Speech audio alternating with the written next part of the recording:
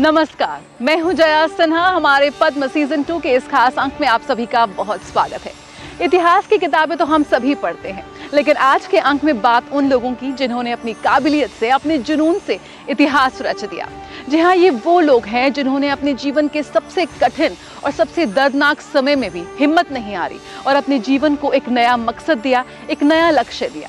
ये वो लोग हैं जिन्होंने विपरीत परिस्थितियों में भी ना सिर्फ अपनी असली शक्ति और असली क्षमता को पहचाना, बल्कि आज देश का नाम भी रोशन कर रहे हैं।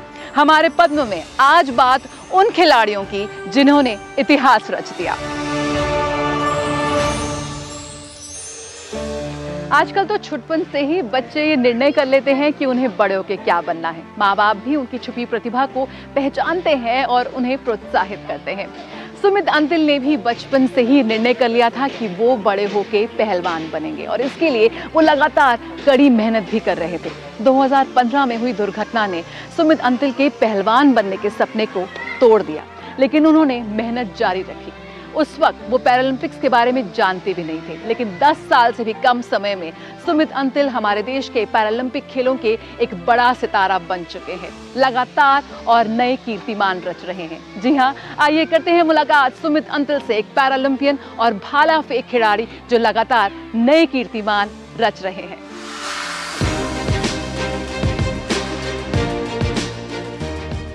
यदि कठिनाइयों को हिम्मत और हौसले से परास्त करने का हुनर सीखना हो तो मिलिए पैराथलीट सुमित अंतिल से। खेलों के सबसे बड़े मंच पर स्वर्ण पदक के साथ खड़े सुमित अंतिल की ये तस्वीरें हर किसी के लिए मिसाल हैं। लेकिन आज से 7 साल पहले जिंदगी ने सुमित को जिस मोड़ पर लाकर खड़ा कर दिया था, वहां से इस मंच तक पहुंचने की यात्रा इससे भी ज्यादा प्रेरणादायक है। जब सुमित महज 7 साल के थे, उनके पिता भारतीय वायुसेना में देश सेवा करते हुए वीर गति को प्राप्त हो गए। आर्थिक परेशानियों के बीच सुमित ने शिक्षा हासिल की। वे बचपन से ही पहलवान बनना चाहते थे, इसलिए जी जान से इसमें जुट गए। लेकिन 2015 में जब वे मात्र 16 वर्ष के थे, प्रशिक्षण के बाद मोटरसाइकिल से घर लौटते वक्त एक तेज रफ्तार ट्रैक्टर ने उन्हें टक्कर मार दी। इस हादसे में उनका बायां पैर कट गया। सुमित को लगा मानो सब कुछ खत्म हो गया है, लेकिन फिर सुमित ने खुद को संभाला और ठान लिया कि खेल के मैदान में ही कुछ कर दिखाना है। टाइम के साथ में काफ़ी कुछ चेंज हो रहा है। गवर्नमेंट स्कीम्स काफ़ी अच्छी हो रही हैं। टॉप स्कीम हो गई, एनसीओ स्कीम हो गई। एनसीओ स्कीम जूनियर एथलीट्स के लिए काफ़ी अच्छी है और टॉप स्कीम जो एलाइट लेवल पे एथलीट्स हैं उनके लिए काफ़ी अच्छी है। और सेंट्रल गवर्नमेंट भी काफ़ी अच्छा सपोर्ट कर रही है। हरियाणा गवर्नमेंट भी काफ़ी अच्छा सपोर्ट कर रही है। अच्छा लगता है कि हाँ, देश एक सही दिशा में आगे बढ़ रहा है। काफ़ी अच्छा लगता है जब देश के पीएम आपसे बात करते हैं, आपसे मिलते हैं, आपको मोटिवेट करते हैं आने वाले टूर्नामेंट्स के लिए, आपको बेस्ट विशेस देते हैं, तो लगता है कि हाँ, आप एक देश के लिए अच्छा काम कर रहे हो। मैंने गेम स्टार्ट किया था 2017 में और देवेंद्र झांझरिया भाई साहब को देख के स्टार्ट किया था। 2016 रियो पैरालंपिक्स में गोल्ड मेडल था उनका वर्ल्ड रिकॉर्ड के साथ में।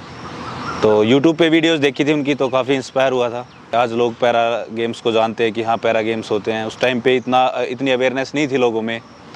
मैं अपनी बात करूं तो 2017 के बाद में 2018 में फिर मैंने एशियन गेम्स की ट्रायल दी, उसमें मैं सिलेक्ट हो गया, बट वहाँ पे मैं 5th रहा। और 2019 वर्ल्ड चैम्पियनशिप में सिल्वर मेडल था मेरा और 2021 पैरालंपिक्स में गोल्ड और अभी 23 रिसेंट में जो वर्ल्ड चैम्पियनशिप हुई थी उसमें गोल्ड, वो भी एक वर्ल्ड रिकॉर्ड के साथ में 70 मीटर एक थ्रो के साथ में। तो काफ़ी अच्छा सफ़र रहा है अब तक। गांव के ही एक पैरा एथलीट साथी राजकुमार ने सुमित को पैरा एथलेटिक्स खेलों के बारे में बताया और 2017 में सुमित ने दिल्ली के जवाहरलाल नेहरू स्टेडियम में भाला फेंक खेल का प्रशिक्षण लेना शुरू कर दिया। 2018 में एशियाई खेलों में सुमित ने 5वां स्थान हासिल किया। उनकी प्रतिभा देख गो स्पोर्ट्स ने उन्हें पैरा चैंपियन कार्यक्रम में शामिल कर लिया और 2021 के टोक्यो पैरालंपिक्स में सुमित ने भारत का प्रतिनिधित्व करते हुए वर्ल्ड रिकॉर्ड बना दिया। बहुत अच्छा महसूस करती हूँ कि मेरे बेटे ने देश का नाम रोशन किया। सब खुशी मना रहे थे, गाँव में भी सबको बहुत अच्छा लग रहा था। इसके पापा के जाने के बाद बेटा संघर्ष तो बच्चों के लिए करना ही पड़ता है। मैंने खेती भी की, भैंस भी रखी, पूरा मतलब अपना घर संभाला। मैं कहीं भी जाती हूँ तो मेरे बेटे के नाम से पहचानते हैं कि सुमित की मम्मी है ये। इसमें मुझे बहुत अच्छा लगता है कि मेरे बेटे के उससे मुझे जानते हैं। जीवन बदल देने वाली दुर्घटना से हार न मानकर लगभग 7 सालों में ही खेलों के सबसे बड़े मंच पर स्वर्ण पदक जीतकर सुमित अंतिल ने नई मिसाल कायम की है। खेल के क्षेत्र में विशिष्ट योगदान के लिए पद्मश्री से सम्मानित किए जाने पर सुमित अंतिल को बहुत बहुत शुभकामनाएं।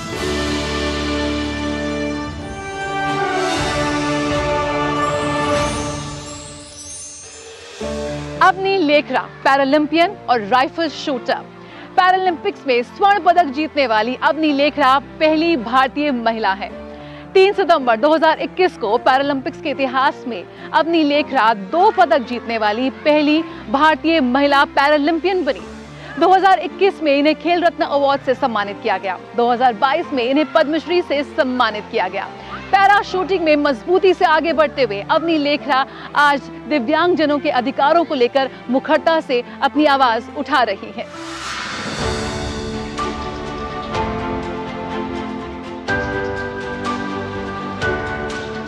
जिंदगी हमेशा हमें 2 विकल्प देती है, या तो हालात से हार जाओ या फिर हालात को हरा दो। पैरालंपिक्स में स्वर्ण पदक जीतने वाली पहली भारतीय महिला अवनी लेखरा ने दूसरा विकल्प चुना। अपने साथ हुए हादसे से हौसला जुटाया और इतिहास रच दिया।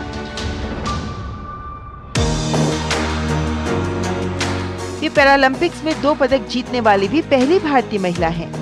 महिलाओं की 10 मीटर एयर राइफल स्पर्धा में विश्व में दूसरा स्थान, 50 मीटर 3 पोजीशन स्पर्धा में 5वां स्थान। ये रिकॉर्ड जितने शानदार हैं, उससे भी अधिक बेमिसाल है अवनी की मेहनत, उनका जज्बा। राजस्थान के जयपुर में जन्मी अवनी महज 11 साल की थी जब 2012 में एक सड़क दुर्घटना के कारण उनकी खेलती कूदती जिंदगी व्हीलचेयर में कैद हो गई। हादसे ने अवनी को बुरी तरह तोड़ कर रख दिया, लेकिन माता पिता ने अवनी को संभाला, उसका मनोबल बढ़ाया और जब अवनी का रुझान निशानेबाजी की तरफ हुआ तो मानो जिंदगी को मकसद मिल गया और फिर उन्होंने मुड़कर नहीं देखा। 2012 में जब मेरा एक्सीडेंट हुआ तो उसके बाद में लाइफ पूरा 360 डिग्री चेंज हो गई थी और मुझे स्पाइनल कॉर्ड इंजरी हुई थी, जिसकी वजह से मुझे पैरालिसिस हुआ था और मैं यूँ कह लो कि एक तरीके से अब मुझे कोई मोटर पावर और सेंसेस नहीं थे बिलो वेस्ट। मुझे व्हीलचेयर पर ही रहना पड़ता था और ये बिल्कुल ही न्यू लाइफ थी मेरे लिए। वापस शुरुआत से शुरू करना बहुत डिफ़िकल्ट था। तो मेरे पेरेंट्स ने मेरे घर के बगल में ही एक शूटिंग रेंज थी, उन्होंने सोचा कि अगर वो मुझे किसी स्पोर्ट्स में ज्वाइन करवाएंगे तो मैं थोड़ी मोटिवेट हो जाऊंगी और मुझे एक इंस्पिरेशन मिलेगी इन जनरल लाइफ के लिए। तो मैं ऐसे ही एक समर वेकेशंस में 2015 में मैं शूटिंग रेंज पे गई और कोइंसिडेंटली जब मैंने पहली बार शूट करा तो मेरे शॉट्स काफ़ी डिसेंट थे। तो उसके बाद में सबने मुझे बोला कि मुझे इसमें आगे ट्राई करना चाहिए। टोक्यो पैरालंपिक्स खेलने गई थी तब मेरे दिमाग में ऐसा नहीं था कि मुझे मेडल जीतना है या इतना प्रेशर लेना है। मेरे दिमाग में ये था कि ये मेरा पहला पैरालंपिक गेम्स है और मैं 4 इवेंट में पार्टिसिपेट कर रही हूँ, तो मैं जितना एक्सपीरियंस हो सके उतना गेन करना चाहती थी और उसे इंजॉय भी करना चाहती थी। जब मैंने क्वालिफिकेशन राउंड खेला तो मेरी रैंक 7th थी। तो उसके बाद में मैंने सोचा कि मुझे फाइनल में प्रोसेस पर ही ध्यान देना है और रिज़ल्ट के बारे में नहीं सोचना है। और फिर मैंने उसी पे ध्यान दिया और I was able to win a gold medal with equaling a world record and a Paralympic record। और मुझे बहुत खुशी हुई कि उस रेंज में जो पहला नेशनल एंथम था वो हमारा नेशनल एंथम था और मैं वो कर पाई अपनी कंट्री के लिए, तो मैं बहुत प्राउड फील करती हूँ। मुझे पद्मश्री अवार्ड्स के बारे में 25 जनवरी 2022 को पता चला था और मुझे मेरे पेरेंट्स ने बताया था इसके बारे में और मैं बहुत ज़्यादा खुश थी, मैं बहुत एक्साइटेड भी थी। थोड़े टाइम के लिए मुझे ऐसा नम फील हुआ क्योंकि मुझे समझ में नहीं आ रहा था, बट मुझे अच्छा लगा कि मैंने मेरी फैमिली को प्राउड फील करवाया और उन्होंने जो इतने एफ़र्ट्स करे हैं मेरी पूरी जर्नी में शुरुआत से लेकर अभी तक, उन्होंने इतने सैक्रिफाइसेस करे हैं मेरे मम्मी पापा ने, मेरे भाई ने और सभी जितने भी सपोर्ट स्टाफ, कोचेस जिन्होंने मुझे इतना सपोर्ट करा, उन सब के जो एफ़र्ट्स थे वो रिकॉग्नाइज हो रहे थे और उन्हें अप्रिशिएट किया जा रहा था। तो मैं बहुत ज़्यादा खुश थी कि गवर्नमेंट ऑफ इंडिया ने इतना बड़ा ऑनर मुझे दिया। 2015 में पहली राष्ट्रीय शूटिंग चैंपियनशिप जीतने के बाद से अवनी लगातार पदक जीतती आ रही है। अवनी के नाम अंतर्राष्ट्रीय रिकॉर्ड के अलावा भी कई जूनियर रिकॉर्ड्स हैं। वे शूटिंग के साथ साथ राजस्थान विश्वविद्यालय से कानून की पढ़ाई भी कर रही हैं। राजस्थान सरकार ने उन्हें वन विभाग में सहायक वन संरक्षक के तौर पर नियुक्त किया है। सफलता की बुलंदियों तक पहुंची अवनी आज सबके लिए प्रेरणा स्रोत है। अवनी बहुत अच्छा परफॉर्मेंस करती है और अभी अवनी जो है वो करीब 5 to 7 आवर्स कंटिन्यू ट्रेनिंग करती है ड्यूरिंग कैंप में। और जहाँ तक मैंने देखा है उसका हार्ड वर्क बहुत ही अच्छा है और प्रॉपर शार्पनेस तरीके से शूट करती है वो। और मेरे को लगता है कि हम बहुत नज़दीक हैं अचीवमेंट के और पैरा एशियन गेम्स में हम 100% बहुत अच्छा रिजल्ट देंगे। अवनी को पद्मश्री जो अवार्ड मिला उसके लिए मैं गवर्नमेंट ऑफ इंडिया का थैंक यू बोलूँगा and sports authority of India का, जिन्होंने एक अच्छी प्रतिभा के लिए निखारा है और अच्छा सम्मान दिया है, उसके लिए बहुत बहुत धन्यवाद। 2021 के टोक्यो पैरालंपिक्स में रिकॉर्ड प्रदर्शन कर स्वर्ण पदक जीतने वाली अवनी भारत के सर्वोच्च खेल सम्मान खेल रत्न से सम्मानित हो चुकी हैं। वे राजस्थान में सरकार की बेटी बचाओ बेटी पढ़ाओ योजना की ब्रांड एम्बेसडर भी हैं। अपने जज्बे से जीवन की चुनौतियों का सामना कर कामयाबी के शिखर को छूने वाली अवनी लेखरा को पद्मश्री के सम्मान के लिए हार्दिक शुभकामनाएं।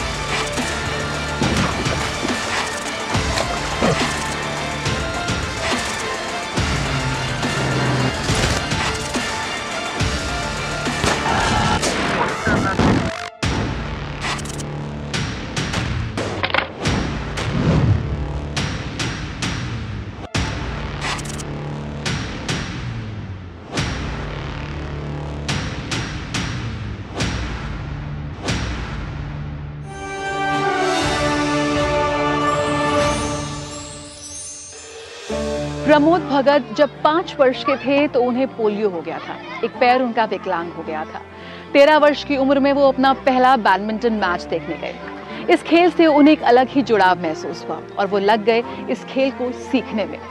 15 वर्ष की उम्र में उन्होंने सामान्य श्रेणी के खिलाड़ियों के खिलाफ खेला अपना पहला टूर्नामेंट। दर्शकों ने उनका किया उत्साहवर्धन और प्रमोद को इस खेल में आगे बढ़ने की मिली प्रेरणा। इसी के साथ एक नए सफर की शुरुआत हुई प्रमोद भगत की। बीच में एक समय रहा जब वो बेहद निराश हो गए थे। उन्होंने 1 साल का ब्रेक भी लिया, लेकिन उनकी सारी मेहनत और तपस्या तब्दील हुई जब उन्हें टोक्यो ओलंपिक्स में मिला स्वर्ण पदक। और अब इतने से ही वो संतुष्ट नहीं होने वाले और अब उनकी निगाहें टिकी हैं 2024 पेरिस ओलंपिक्स पे।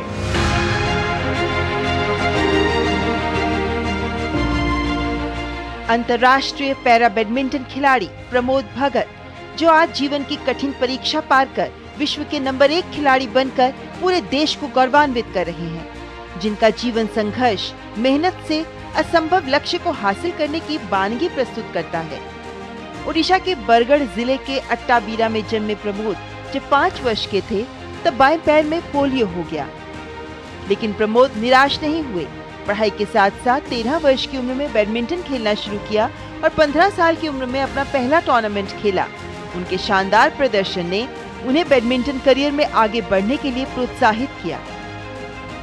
पहली बार para badminton all India super 6 जो कि ओडिशा के नालको नगर में आयोजित किया जा रहा था, वहाँ पर मैं खेल के आगे बढ़ा और 2007 में मुझे मौका मिला वर्ल्ड चैम्पियनशिप खेलने का थाईलैंड में। बट सबसे खास मेरे लिए 2019 था, क्योंकि मैंने उसी वर्ल्ड चैम्पियनशिप में मैंने 2 गोल्ड लिया था और सिंगल डबल दोनों में मेरी गोल्ड थी। और उसको लेने के बाद मुझे अर्जुन अवार्ड से नवाजा गया था। मैं बहुत खुश था उस दिन, क्योंकि एक खिलाड़ी की ज़िंदगी में ऐसा अवसर बहुत कम ही आता है, जबकि उसे उसके देश ने उसे अप्रिशिएट करके उनको अर्जुन अवार्ड से नवाजा जा रहा था और वो मौका मेरे लिए था और मुझे बहुत खुशी हो रही थी। भारत ने बहुत अच्छी तरह से स्नेह दिया, प्यार दिया और फाइनली 2022 में जाके मुझे पद्मश्री दिया गया, जो कि 4th सिविलियन अवार्ड है, और वो लेना एक अपने आप में एक बहुत गर्व की बात है। और डेफिनेटली इसके लिए मैं थैंक यू कहूँगा अपने सेंट्रल गवर्नमेंट को, जिन्होंने इस लायक समझा हमें। प्रमोद भगत ने राष्ट्रीय और अंतर्राष्ट्रीय स्तर पर खेलते हुए 107 पदक जीते हैं। उनकी उत्कृष्ट उपलब्धियों में para Olympics, Asian para games, world championship और IWAS वर्ल्ड गेम्स में स्वर्ण पदक शामिल हैं। प्रमोद भगत ने 5 बार विश्व चैंपियनशिप का खिताब अपने नाम किया। 2020 टोक्यो पैरालंपिक्स में पुरुष एकल SL3 श्रेणी में स्वर्ण पदक जीता। वे पुरुष एकल और पुरुष युगल स्पर्धा में विश्व चैंपियन हैं। उनकी उपलब्धियों ने उन्हें विश्व का नंबर 1 खिलाड़ी बना दिया। आज वे कर्मचारी राज्य बीमा निगम में सहायक निदेशक के पद पर कार्यरत हैं। वो छोटापन से पोलियो ये ग्रस्त था। उसको ये बैडमिंटन खेलने का प्रति उसका बहुत आग्रह था। हम लोग कितनों को बोलते थे कि नहीं खेलो, तो उसमें बोलता नहीं मैं खेल के इसमें आगे बढ़ूँगा। और उसको ये हम लोग का उड़ीसा के लिए वो खेला था। ये पद्मश्री अवार्ड पाएगा और ऊंचाई तक और जाएगा और हम लोग उसके लिए और भगवान से मनाते हैं कि वो ऊंचाई तक पहुँचे। खेल में अभूतपूर्व प्रदर्शन के लिए विभिन्न पुरस्कारों समेत मेजर ध्यानचंद खेल रत्न पुरस्कार, अर्जुन पुरस्कार प्राप्त कर चुके और अपने कड़े परिश्रम से पूरे विश्व में देश का मान बढ़ाने वाले पैरा बैडमिंटन खिलाड़ी प्रमोद भगत को पद्मश्री के सम्मान के लिए बहुत बहुत शुभकामनाएं।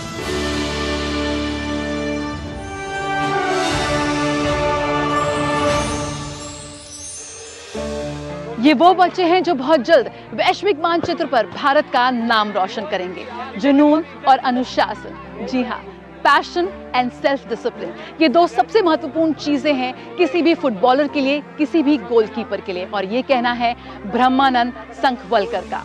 हमारे देश के सबसे महानतम गोलकीपरों में शुमार हैं ब्रह्मानंद संखवलकर, जिन्हें पद्मश्री से नवाजा गया।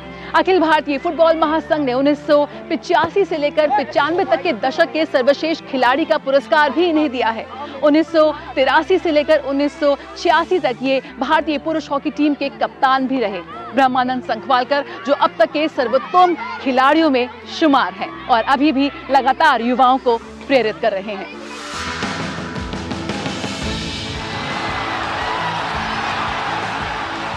राष्ट्रीय फुटबॉल चैंपियनशिप में 17 बार गोवा का प्रतिनिधित्व, 1983 से 1986 तक राष्ट्रीय टीम की कप्तानी, 1983 में मात्र 1 गोल खाकर मैच जीतना, 1984 में बगैर गोल खाए मैच जीतने का राष्ट्रीय रिकॉर्ड, 25 सालों का सफल करियर, देश के लिए 70 से अधिक बार मैदान में उतरना, ये सब उपलब्धियां दर्ज हैं देश के महान फुटबॉलर, सर्वश्रेष्ठ गोलकीपर, गोवा की राजधानी पणजी के तालेगांव के ब्रह्मानंद सगुन कामत शंखवालकर के नाम, जिनका फुटबॉल का शानदार साथ 1970 में शुरू हुआ, जो 1995 तक एक खिलाड़ी के तौर पर जारी रहा।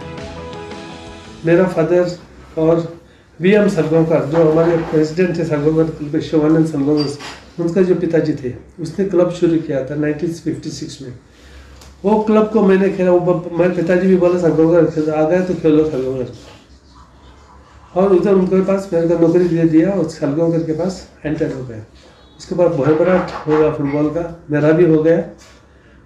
17 साल सलगांवकर को खेला मैं, तो 11 साल जो सलगांवकर में था वो पूरा मेरा इंडिया का जर्नी हो गया 25 साल खेलने के बाद। और बहुत बहुत खुशी हुई जब 98 में जब मेरे को अर्जुन पुरस्कार मिल गया। That was my dream, because मैं सोचने लगा था कि इंडिया के कैप्टन बनने के बाद वो बीच में गवर्नमेंट ऑफ इंडिया में एक क्राइटेरिया थी, जो 10 कलेक्टिव गेम में जो 10 साल खेलता है, क्योंकि एथलेटिक्स में आज भाग गए गोल्ड मेडल मिल गया, बाकी भागा नहीं भागा कुछ नहीं देखता है, उसके ऊपर उसका अवार्ड मिलता था। लेकिन फुटबॉल में 11 आदमी का फुटबॉल गेम है, कलेक्टिव गेम है, उसको मिलने के लिए उसको बहुत मेहनत करना पड़ती है। Collective game hockey, football, basketball, लेकिन बाकी जो कलेक्टिव प्लेयर्स हैं उनका क्रेडिट से भी हमको भी क्रेडिट मिलता था, उनका सपोर्ट मिलता था। उसके ऊपर बहुत स्टार्स हो गए उस पर, लाइक स्टार्स लाइक दियोनिजो त्रिनिदाद और धनपाल का है यहाँ पे, एलेक्स मिरांडा, उसको बोल नहीं सकता है मैं, it's Francis D'Souza who became international, वो मोहन बगान को भी खिलाए, इंडिया को भी खिलाए। किया है ताकि खेलों के प्रति उनका जज्बा और मेहनत बच्चों को प्रेरित कर सके। Year 1998 he got Arjun Award. साल 1998 में इन्हें अर्जुन पुरस्कार मिला। उस वक्त वो गोवा के बाहर अपनी ड्यूटी पर थे। हमें फोन आया कि उन्हें अर्जुन पुरस्कार से सम्मानित किया गया है। हम बहुत खुश थे। उन्हें जो पुरस्कार मिला उससे पूरे गोवा में खुशी का माहौल था। और फिर 24 साल बाद उन्हें पद्मश्री पुरस्कार मिला।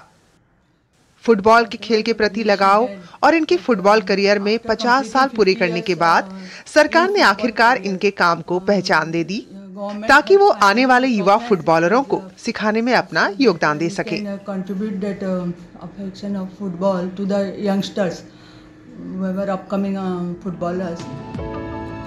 शंखवालकर को भारतीय फुटबॉल में योगदान के लिए प्रतिष्ठित अर्जुन पुरस्कार से नवाजा गया। अखिल भारतीय फुटबॉल महासंघ ने 1985 से 1995 तक उनके शानदार खेल के लिए उन्हें दशक के खिलाड़ी की उपाधि दी। एक सफल खिलाड़ी के साथ साथ कुशल खेल प्रशासक के रूप में विशिष्ट योगदान के लिए पद्मश्री के सम्मान के लिए ब्रह्मानंद शंखवालकर को अनंत शुभकामनाएं।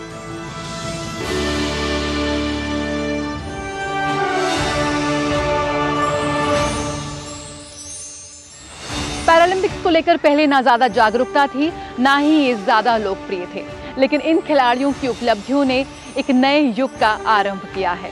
जी हाँ, सुमित अंतिल, अवनी लेखरा, इन नामों को ना सिर्फ आज लोग जानते हैं, बल्कि इन्होंने किस रंग का पदक जीता है हमारे देश के लिए वो भी जानते हैं। आज हमारे सरकार के समर्थन और प्रोत्साहन के चलते हमारे खिलाड़ी दुनिया भर में प्रशिक्षण ले रहे हैं। जी हाँ, यही वजह है कि आज ये खिलाड़ी ना सिर्फ किसी के लिए प्रेरणा बने हैं, बल्कि एक नए युग का शुभारंभ कर रहे हैं। हर एथलीट का अपना एक सपना होता है और शायद ये खिलाड़ी आज उसी पल को, उसी सपने को जी रहे हैं। हम भी बेहद उत्साहित हैं ये देखने के लिए कि ये खिलाड़ी और कितनी ऊंचाइयों को छूते हैं। तो साधारण लोगों के असाधारण योगदान और समर्पण और उपलब्धियों का जश्न जारी रहेगा हमारे पद्म के जरिए। फिलहाल मुझे और मेरी पूरी टीम को दीजिए इजाजत। नमस्कार।